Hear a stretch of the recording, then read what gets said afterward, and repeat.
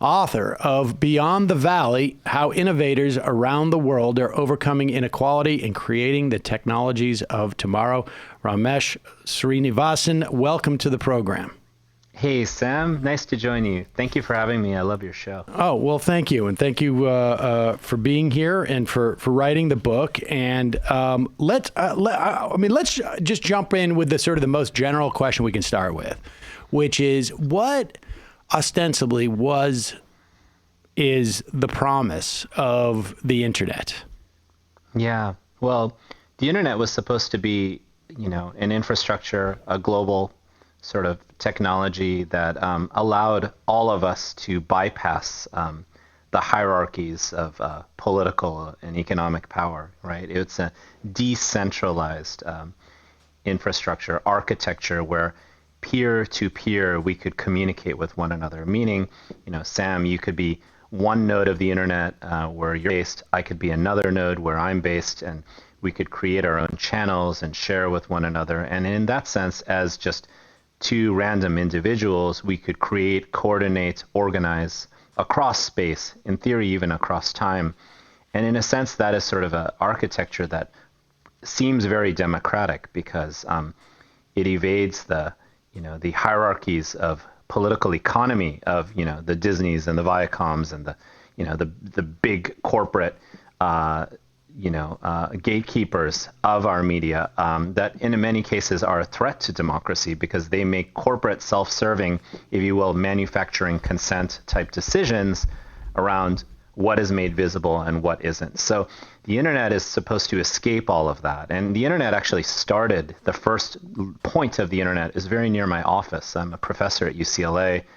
And the first point of the internet, it just turned 50 years old, actually, Sam, is just right next to my office. And, it started at UCLA. The second point it was connected to at Stanford, and it blew up from there. And this is a taxpayer-funded, publicly funded network. The technology was funded by American taxpayers. I can't emphasize that enough because just like pharmaceuticals that originally came out of National Science Foundation, American taxpayer public funding, we now see the internet turned into private, corporate, I would say potentially monopolistic hands. Right. Socialize the cost, privatize the profits, and so. Yep. And give nothing back, give very little back. Is there, and to a certain extent, your book is tracking almost like, the path not taken, I guess, on some level, in places that it has been taken on some level, as examples. But was this inevitable? As you look at this, and I know this is, this sort of more, not necessarily fully in your portfolio, but was it inevitable? Were there key junctures where a decision was made that could have gone the other way? Yeah, absolutely.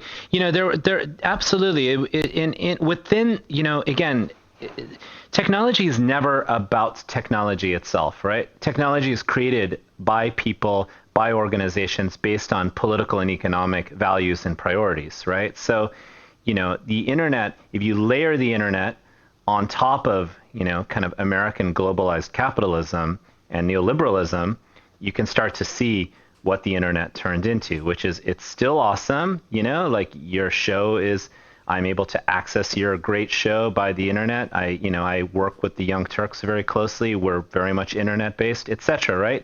You can see that. The issue, though, is if you layer it on top of the fact that in the United States and actually across the world, private corporations are elevated to such high status and such high treatment that by definition are self-serving. What ended up happening is as all the information exploded on the internet, it became exponentialized. Private corporations became our so-called solutions to make sense of it all, right? We would search for information because there was so much information out there, but we trusted a private corporation to do that. We would hang out and interact with one another on Facebook, which is a private corporation. But the only reason we go onto YouTube, we go onto Google, we go onto Facebook is to see what one another are posting, right? But a private corporation lies in the middle that is dedicated to one thing and one thing only, its bottom line, its profitability, and its speculated valuation, because some tech companies like Uber are not actually very profitable, but they're worth over $100 billion, right? So the private corporate layer on top of this architecture of decentralization is part of how we got to this point. So that is what we need to kind of roll back a little bit and start to think about: what kind of internet do we want? Sure, supportive of businesses is fine, but should it come at the cost of everything else? Because what we've allowed now is the private corporations to make decisions that are in their own self-benefit that maybe they don't even intend in and of themselves, but have turned out to have sociopathic outcomes, right? Like algorithmic, inflammatory and hateful content becoming that which goes viral online, or setting up a mechanism for super shady and sketchy third parties like Cambridge Analytica or the Russian government to manipulate what we see on Facebook, or setting up these mechanisms by which inflammatory, hateful, racist, colonial type of content can become the basis for smear campaigns, with Rodrigo Duterte and Jair Bolsonaro, and now in India with Narendra Modi. So these issues are massive at scale. And the problem is if we let private, self-centered, self-interested corporations to make the decisions about our public lives, which are increasingly interwoven with the internet, we're asking for trouble. And that's why we have to balance this. And that's what I'm arguing for in Beyond the Valley, in the new book. And so, but I guess what I'm trying to get, and I want to go back over, some of that, but for instance, when the combustible engine was developed, let's say that it had been developed by the U.S. government, and there were certainly decisions that were made at that time, certainly, and by the U.S. government, of how we're going to use the combustible engine. Is it going to be primarily something that's going to create public transport, or is it going to be used for individual vehicles? And we're going to build highways and road systems that are like this. If we have trolleys that are going, that are on tracks, we're going to dig up those tracks in the city and we're going to pave it over. Like, it seems to me like, did we have a similar moment? And I don't know that we even had that moment. I'm just using that. I'm making that up in terms of the combustible engine. But did we have a moment where there were certain decisions that we could have made that, in terms of a framework, that allowed for this overlay of corporate interest that began to dictate the shape and the form and the way that we access the internet, and the sort of like both, Facebook and these other mediums are bridges to other people, but they're sort of like they're tunnels, and there's tolls, and it eliminates the room for other bridges and tunnels that don't necessarily have tolls. Yeah, it's a great question. So a couple different moments. I think a first major moment occurred when decisions were made very intelligently by companies to become our go-tos for the internet without charging us anything, right? So you can see sort of the Netflix model, which still collects data on you, but then you can see, more importantly, the Google model, right? Which is instead treats us as the product, right? We are the product being sold to one another. So that was something that started to come into being, Sam, about Google's about 20 years old, but this really took off, I would say, about 15 or so years ago. So that is one major, flashpoint where there was an implicit acceptance by everybody that that a free internet is equivalent to a free search engine, even if we now find out it is disastrous for our freedom. Right. So that's one. But then here's a huge transition that occurred, honestly, is the mass consumption and the mass purchasing and release of smartphones. Huge impact, right? Especially the iPhone. And why is that? Because now, as all of us are carrying these phones around in our pockets, we are not only trackable, but we are constantly 24/7, 365 releasing and emitting data to these big data systems, to these server farms, to these cloud computing networks. And as we did that, it represented a qualitative shift where we gave up a great deal of our own personal sovereignty, but also communities that would be at risk, to be biased against by these algorithmic systems became more and more at risk. So and I can talk about that. Well, yeah, I want to talk about that. I just let me just put a flag down here and say that had we in that early era, and I was around and during the first .com bubble when people were still trying to figure it out on some level, had we in that era basically said, you can't collect data, you cannot collect geotagging data. You cannot have cookies. You can't do anything that isn't directly a function of providing better, like a very narrowly tailored definition of what better service is. So if I show back up on your website, you can keep me, you can have me have a login type of situation, but you can't follow me around the internet. And so therefore it makes the whole model where it's like, if you're not paying for it, then you're the product.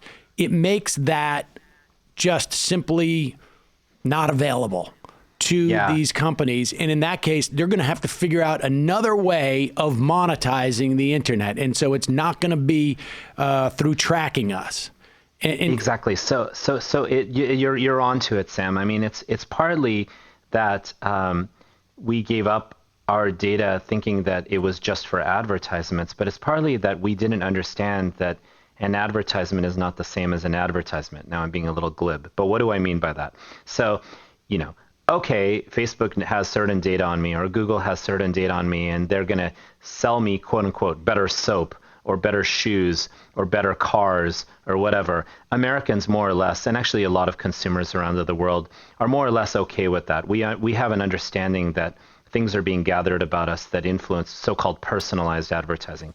But that is not actually what's happening here. What is happening is far more pernicious. Here's what's happening. Data is being retained about us at all points in our life. Where that data goes and how that data is being used is a big unknown to us. The fact that we can combine and aggregate data about us is also something that people don't know about, right? For example, Sam, I can buy your credit card records and monitor you on your smartphone and monitor you on, various applications like Facebook and so on. And I can aggregate that data. And I can have data, I don't know if you're in your 40s or 50s or 30s. Say if I have data about you from when you're 18 years old, and I can have that data and I can use that data. So what does that create in composite? It's not the same as selling someone, one soap versus another. It creates the possibility to structure and influence your life behaviorally, politically, economically, even personally and psychologically in ways that have great power and control over you. That is why this is such a big problem. And that is why there's so much more at risk. And it's not just about, we need to regulate Facebook. It's much more about the fundamental questions of people who has power over our lives and how do we want to have governance over our lives. And it's those issues that are at stake here. And this is why this industry, if you look at it as a whole, represents the most, the highest valuated companies outside of this new Saudi, company, oil company, which is the state company, the most valuable companies in the history of the world. Amazon, Google, Facebook, Apple, to some extent Microsoft. Look at their valuation. And why are they so powerful? It's not because of selling their services, as we already talked about. It's because of what that data means, the valuation of that data, not just with advertising, but in all forms of life. Because we do know as human beings, when we are fed certain stimuli, right, like all of us, when you see something or hear something or it changes your mind. It influences us. We are social animals. So when we are put down these behavioral rabbit holes that suit corporate interests, but also support super sketchy interests like Russian government who wants to radicalize us and turn our entire society into something that's kind of very divided, then you can see the impact of that at play. For the record, I'm not even trying to overplay the Russian thing because I haven't read much evidence showing its actual material impact on our election. And I've talked to Noam Chomsky about that very issue. For this book. Yeah, I want to talk about that, but I think like this point of what the implications are and just how sort of like how it's impacting us structurally. It's almost like it's beyond individuals because And I just, we talk about the phones. I just read that there is an outfit in Texas. Apparently, the Trump campaign is using them. Apparently, there was a Democrat and a Republican politician who was using them in the 2018 election, which tracks people on their phones. And I think people should know this. Virtually every app, except for the Majority Report app, as far as, I can guarantee that one. But virtually every app that you get, there is a packet. I think they call it SDK or whatever it is. Right. It sends all this information about you, where you're going, where, it has your maps, and it tells, and it collects this data, and then they sell it to hedge funders or to companies or whatever. It's just like a completely sort of overlaid side business. And what it does, and correct me if I'm wrong here, but they will structure our days. Not, as individuals, they don't care about us. But as human beings going through basically what they perceive as just sort of a lifestyle that will maximize their profits, they will put the supermarkets in this location because they know a certain number of us go by there. That can be good in some instances, but in other instances, it can mean that any other values that we have as a society, what is good for the community, should we have a park, because maybe it's better to have a park there than it is to have a supermarket. All of these things are being structured on such a sort of almost a transcendent, on one level, a transcendent level, and another on such a subterranean level that it is influencing the trajectory of human development, much in the way that our economic systems does, but even more narrowly tailored to the benefit of very, very narrow group of people. That's right.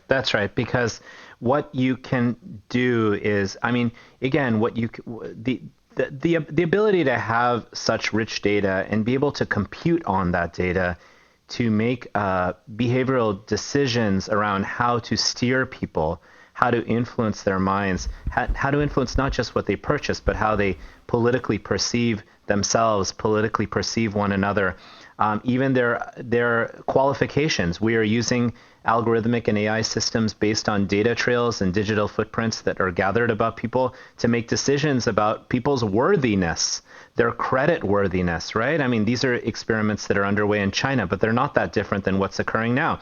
We can make predictions using digital footprints about whether, what kind of insurance you're worth. How risky is it to invest in you and your life, Sam?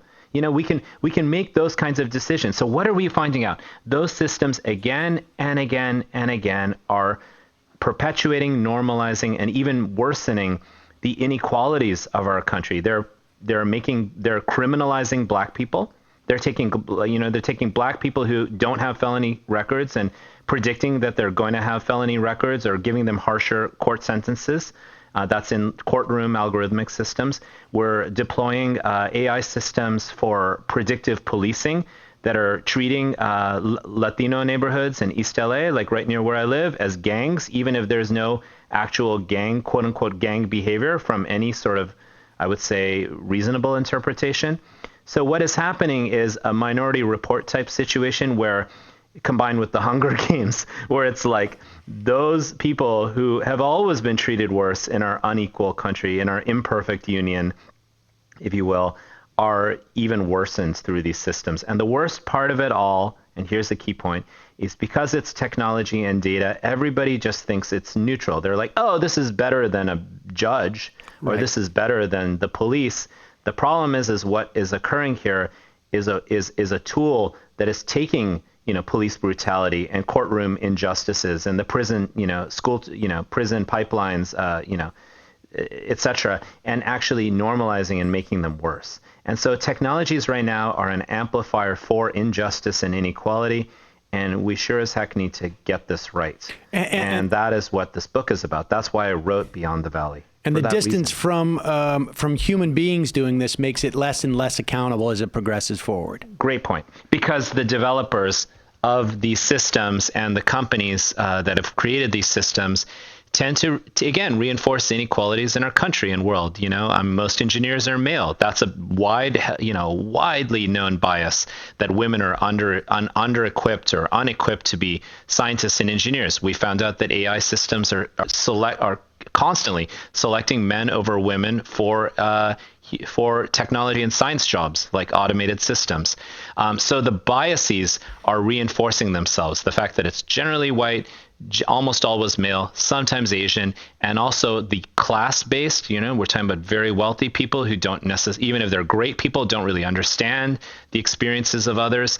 And we're also talking about geographic biases, right? So if the world is socially engineered from Shanghai, Seattle, and Silicon Valley, and and these technologies are just thrust upon billions of people. Remember, over 1/3 of the world's population uses Facebook, and Facebook owns Instagram and WhatsApp is very widely used across the global South. These biases are going to be geographically pernicious. So this is a way of extracting and harvesting data. It's a new type, I would say, of digital colonialism. And we really have a huge opportunity to get this right, because I'm not even trying to get into this space of just yelling at people or calling people out for being, and claiming that they're sociopathic or ascribing intentions to anyone. I'm an engineer by training, a lot of friends in the engineering space, and I know that a lot of us just don't know about these issues or don't know how to deal with these issues, which is why, again, I wrote Beyond the Valley, because my arguments in this book are, what if predictive policing, if we even wanted it, was designed by Black Lives Matter? What if, Sam Seder and the Majority Report got to be part of the algorithm design for Facebook's newsfeed that promotes journalistic content? Why are you all absent from the processes of design and the processes of auditing these systems? You all are just basically subjects of these systems. All of us are blind, and that is not appropriate. That's unjust, and that's not balanced. And it is going to exponentially exacerbate inequalities and flaws in our society, because we have engineers making an algorithm based upon what exists on a data form, if you will, without any contextualization as to it didn't have to be this way. There can be an alternate reality that, if you were to create as an example, like an algorithm as to, who we're going to serve, whose interests we're going to serve, and you were to do this in, let's say, 1859 in the southern states, it would be geared. You would set up a system that would perpetuate slavery, and you could step back and say, like, well, look, this is completely neutral. I'm not for or against slavery. I'm just looking at the data as it exists now, and I'm using that as a tool to build about how we can make things more efficient and maximize them. That's an extreme example, but that's the dilemma that we have in relying on these type of this type of engineering. You've captured it beautifully. I think you're completely on point with that. And that's why there are false comparisons being raised. So when I raise these issues, right, of, algorithmic AI systems being used in courtrooms or police departments, or, these things, by the way, Sam, are everywhere. These AI systems, we don't even know when we're interacting with AI systems, and we don't even know, there isn't disclosure when we're interacting with things like facial recognition systems, which across the board have turned out to be racist, by the way, and are being used by ICE to try to round up so-called undocumented immigrants who in many cases do have documents but are misidentified as being undocumented because the mugshot databases in our unequal country are full of Black and brown people, right? So I get in kind of arguments or discussions with people around this, and they say, hey, well, it's a technology, technologies are something we need to improve upon, blah, blah, blah. And I'm like, yeah, I agree with you. Sure, we should improve upon the status quo. But you're asking the wrong question. You're not the comparison of whether a racist judge or a racist algorithm is better is an inappropriate way of framing the issue. The question should be what kind of world or society we want to live in. Let's come together around that, a progressive agenda that actually the majority of Americans believe in, and let's design and build and influence and regulate technologies in that image. The question shouldn't be, oh, well, a racist algorithm is better than a racist judge.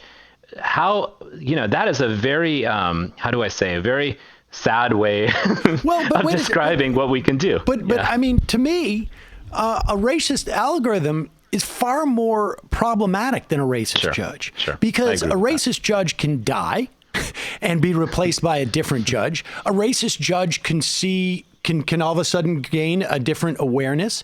And a racist judge is subject to other human beings questioning them and not perceiving him or her, that racist judge, as being, value neutral. The problem with a racist algorithm is the lay people can't make that assessment, A. B, as the algorithm operates, all the data that it pumps out, all the solutions that it finds are then used again as the basis. And it's almost like you're tracing a figure. And every time you trace around that figure, every time that data that goes through that box, it gets even more exaggerated, because it becomes the basis of, it was based on a flawed input, and then the flawed input puts a flawed output out, and so on and so on and so on. And that's right. It's recursive. It's recursive, and it actually magnifies the problem because it's a feedback loop. That's exactly what you're describing. Exactly. All right. Well, so we've talked about the problem, and but your book is largely about, like, here's the other thing that we could be doing.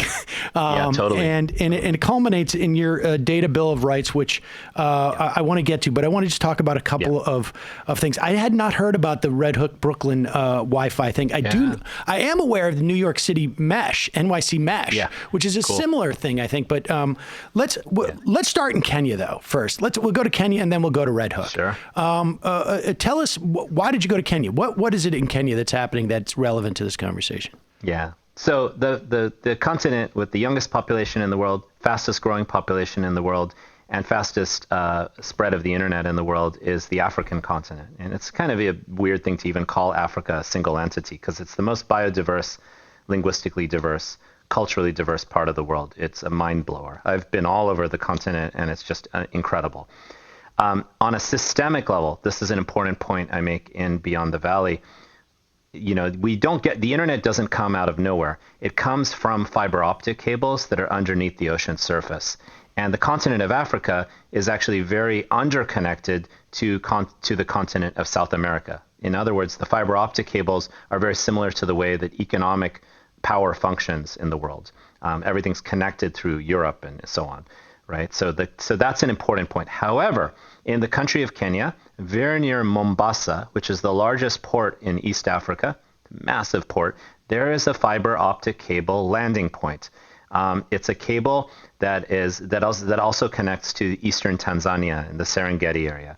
The reason I give this background is the ability to connect high-speed internet is not some sort of panacea in and of itself, as we've spoken about. But by the way, I do want to make the point that the connections that we get in America on mobile and internet, and this is something we're talking about in the Sanders campaign, are much, much worse than actually what is possible. They're like 20 times slower than what they have in South Korea. But nonetheless, back to Kenya.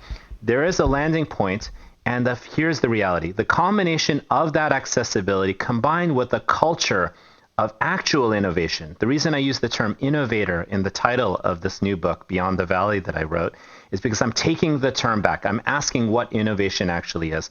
And what you see in the country of Kenya is everyone is hustling. And that could be a term that people think of in a negative way, but I mean it in a positive way.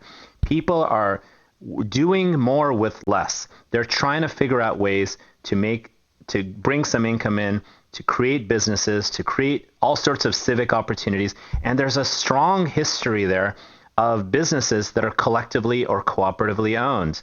People have found solutions to overcome the constraints they face, from the electrical grid to the absence of banking systems, etc. They've built mobile money systems, and I'm not talking about cryptocurrencies, but people are literally trading credits. People are innovators. They're innovating through constraint. And so what is happening in Kenya? People are realizing, here are the constraints we face, but here's what we can build out of it. So I give a few examples of this in the book. I'll say these really briefly. One is, you see this actually in other parts of the world as well, even in LA where I live, Los Angeles where I live. People are taking dead electronics, things that we throw away, things that are designed to die, because Apple devices are designed to die. It's called planned obsolescence. It's not that different than a Monsanto seed, which is designed to die. It's horrific to me. And what are they doing with it? Instead of just having this be e-waste that everyone gets cancer from and destroys the environment, people are taking apart these technologies and building new technologies out of them. This is what they call juakali, or which means hot sun. There are people who have tables and soldering guns under the sun, and it's an informal economy where they're just creating businesses out of this. Everyone is just trying to repair phones, recycle phones, create new electronics. Not just true with phones, people are doing this with tires and desks and televisions and metal of all forms. It's so inspiring to see that whole new way of thinking of a secondary and tertiary economy that people do through their creativity. So that's one layer. But if you take this to another layer, you won't believe this. I have seen people, and I write about this in Beyond the Valley, literally taking discarded, dumpstered, they don't have dumpsters there, but basically, like recycle, like dumpster diving for e-waste, and have built 3D printers out of these things, 60% out of e-waste. And they have built functioning 3D printers that have incubated a new industry for 3D printing on the continent and across East Africa. The 3D printers are a fraction of the cost of American and Chinese printers. And here's the killer part. They work way better. Because they're designed by innovators who understand the environment within which they're designing for. The closure, there's the distance between the developer of the technology and the people and environments where the technology lives is closed.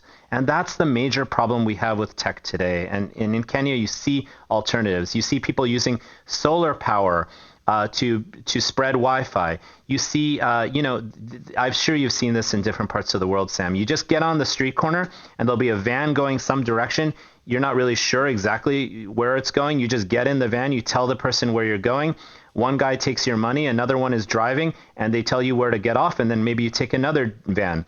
This is a kind of innovation where people are hustling and they're figuring out ways to innovate. All of these are collectively. That's all.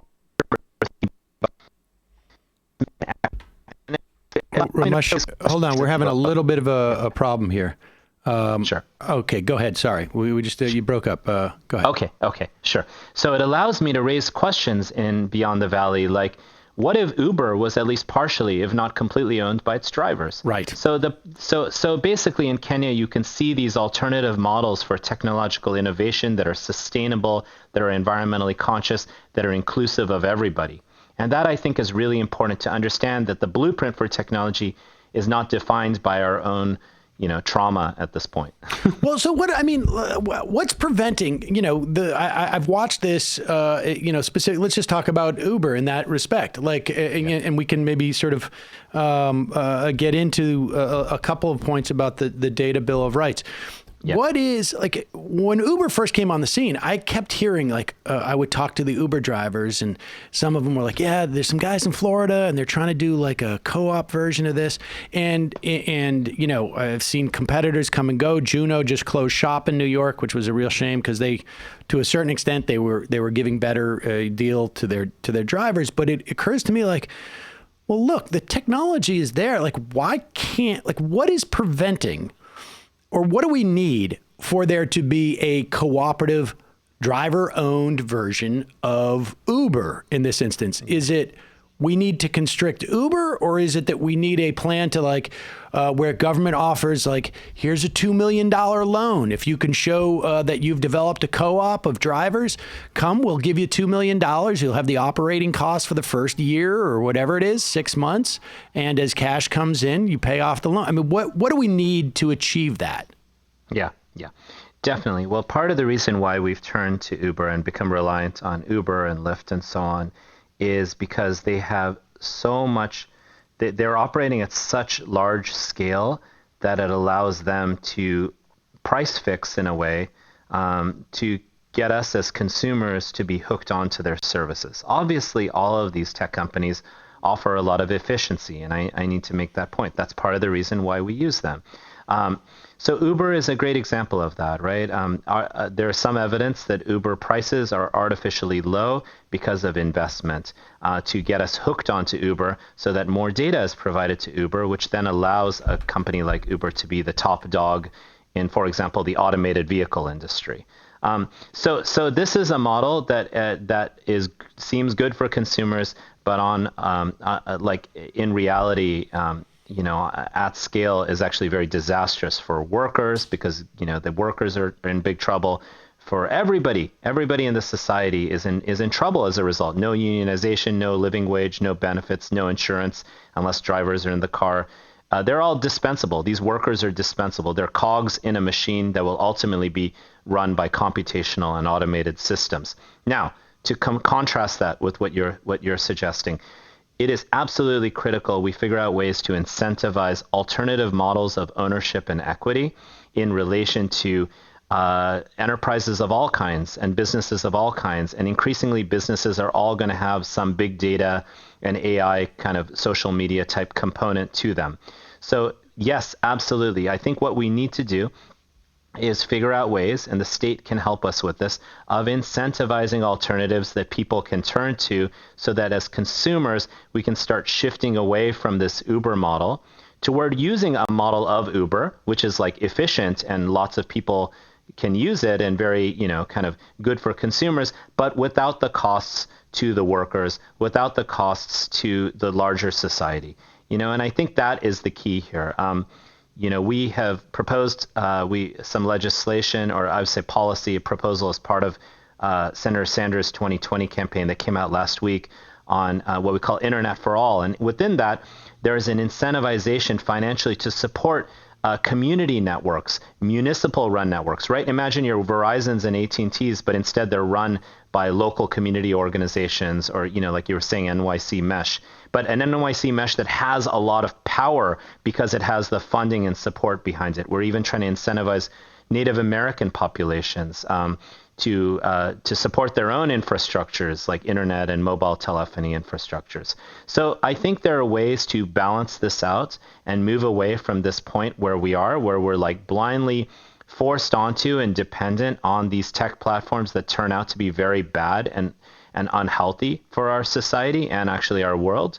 And part of it is by shifting through policy, but also by giving others a chance, by giving small businesses a chance, by giving nonprofits a chance, by giving collectives a chance, because it's actually small businesses that hire far more people, Sam, than any other form of enterprise in our country. They are the key to job growth, and the right kind of job growth. I mean, largely what you're talking about is almost like a two-step, maybe not necessarily sequential, maybe simultaneous, both an antitrust perspective on these things to curb their size, to undercut their ability. I mean, if we were just tomorrow to say, can't sell data, can't share data, can't collect data, can't sell data, except for a very narrow band of data, and essentially made a lot of these businesses just simply not lucrative, not worth pursuing. A bunch would go away. A bunch would innovate and redirect where they're going. But then also on the other side, incentivize, provide government assistance to people who are innovating other ways of making a business out of this stuff that is less, that has less of an ability to redirect where society is going and more like getting cues from society as to where it should go. Exactly. And, what actually Uber did is designed its way around the minimum wage law by calling its employees independent contractors, right?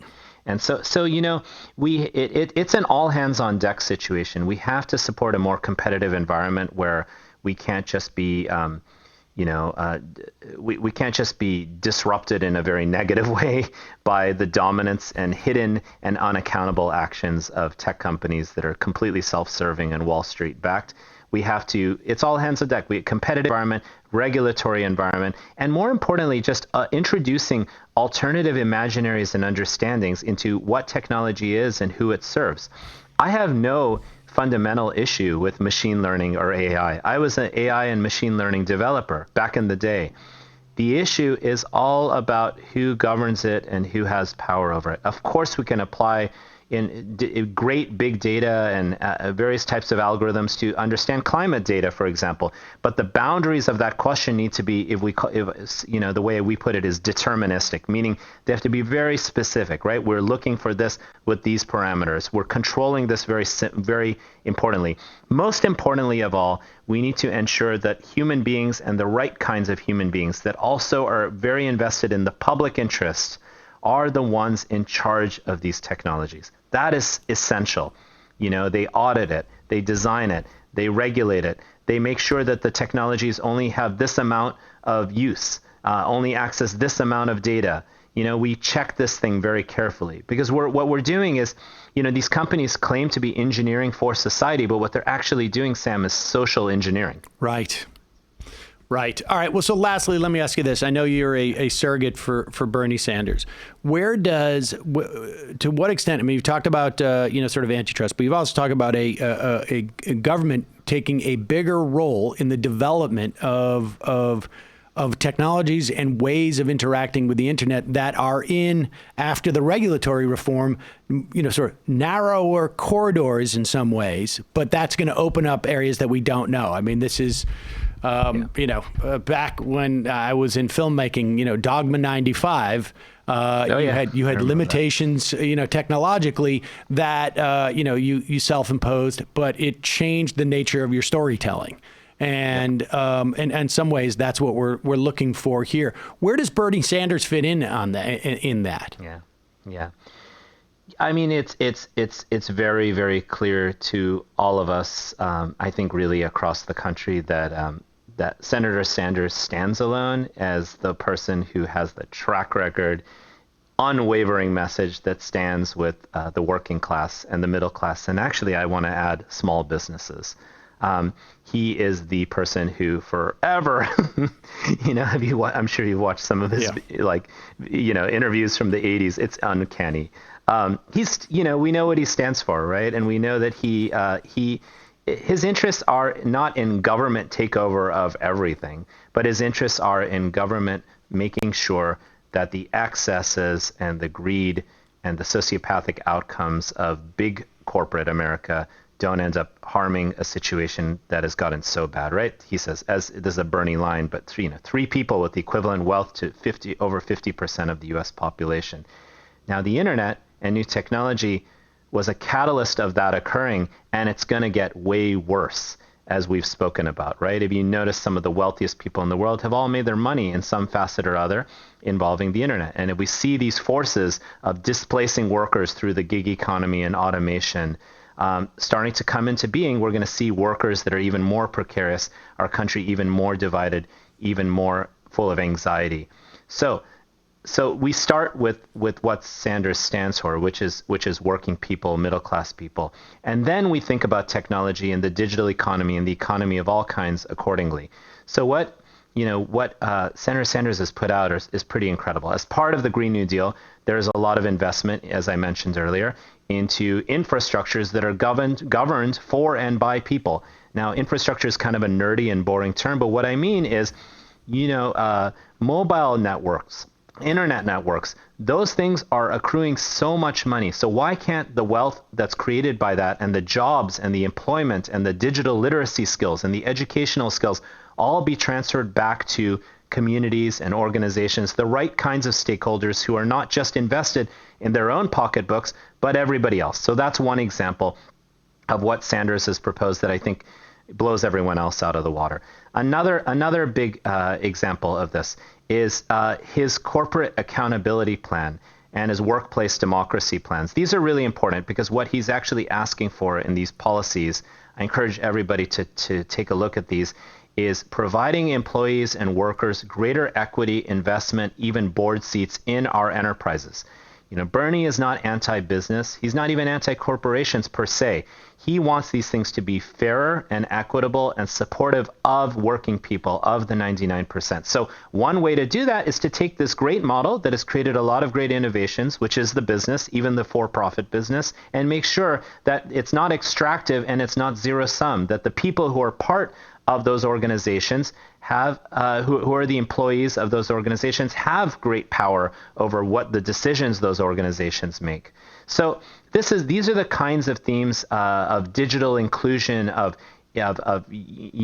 internet for all, that are really part of this campaign. And he pays particular attention, and this is actually, I would say, even different than 2016, at vulnerable communities in our country. There's a lot of stuff out there in these policies and proposals to support Native American people, to support women in poverty, to deal with prison issues, to deal with youth issues, but also to deal with vulnerable people of color and minority communities. So all of these policies have an eye of compassion toward giving everybody an equal opportunity. I mean, that's the America that he believes in and I believe in. And I think that's why this campaign is standing alone. And my goal in the campaign is to just be a voice to support the great policies that we're putting out, and to also add my 2 cents on policies that might relate to my areas of expertise. I have a piece coming out, Sam, I think in the next week, in The Guardian, called Why We Need a Digital Bill of Rights. And within that, I'll describe some aspects of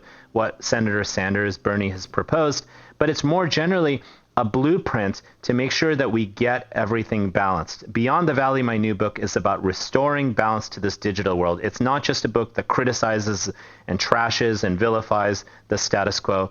It paves the way toward a world where everybody is uplifted through technology, rather than more division, more inequality, more injustice through the digital world. Ramesh Srinivasan, the book is Beyond the Valley: How Innovators Around the World Are Overcoming Inequality and Creating the Technologies of Tomorrow. We'll put a link at majority.fm. Thank you so much for joining us on the show today. Really appreciate it.